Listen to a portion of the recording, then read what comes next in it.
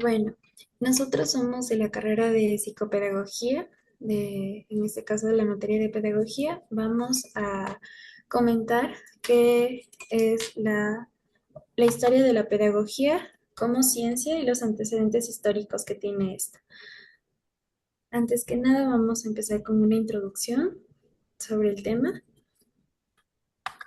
La pedagogía proviene del griego paidos, que significa niño, y de agogia, que significa conducción. El objetivo de estudio de la pedagogía es la educación. Con el tiempo. La pedagogía no designa el acto de conducción, sino en forma mucho más amplia el estudio y la regulación del proceso educativo. Eh, Vamos a empezar con la pedagogía en la antigüedad. La pedagogía en la antigüedad se desarrolló bajo diversas culturas y contextos, destacándose en civilizaciones como la Grecia, la romana, la egipcia y la china. Cada una de estas tenía un propósito de métodos y enfoques totalmente diferentes. Eh, Continuamente, seguimos con la pedagogía en la Edad Media. La pedagogía en la Edad Media estuvo marcada por cambios significativos, influenciada por el contexto social, religioso y cultural de la época. Se puede identificar varias características y enfoques educativos durante todo este periodo, como es la educación monástica, las universidades, la educación feudal, las influencias religiosas, la pedagogía y método y la diversidad educativa. A continuación, la pedagogía del siglo XVII.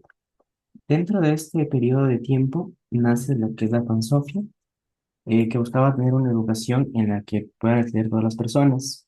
De cierta manera se puede entender como una educación gratuita.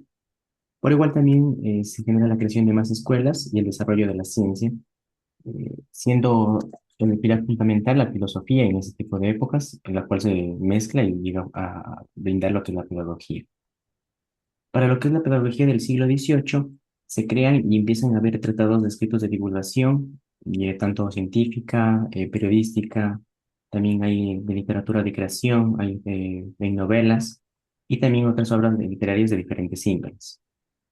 Eh, un tema que siempre se trató en la pedagogía de este siglo fueron tratados sobre lo que es la higiene personal y la salud, que en base a estos continuamente se iba sacando más investigaciones y se desarrollaba de mejor manera la ciencia.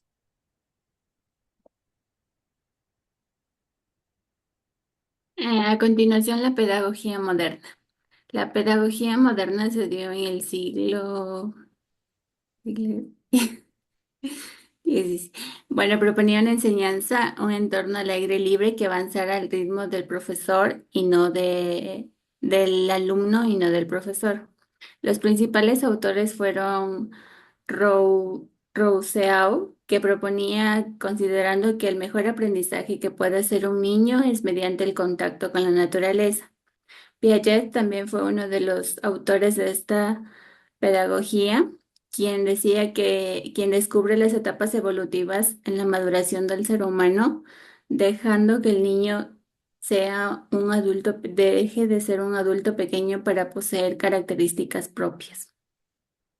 Otro de los autores de la pedagogía moderna era Juan Enrique Pestalozzi, que vivía entre 1746 y 1827, quien decía que proponiendo un aprendizaje gradual que partiera de la experiencia, que comprendiera la moral, la sociabilidad, la actividad física y la religión para ambos sexos, integrando al estudio las tareas agrícolas, aprendiendo en contacto con la naturaleza y en libertad. A continuación, la pedagogía contemporánea, que se dio en el siglo XX y en el siglo XXI.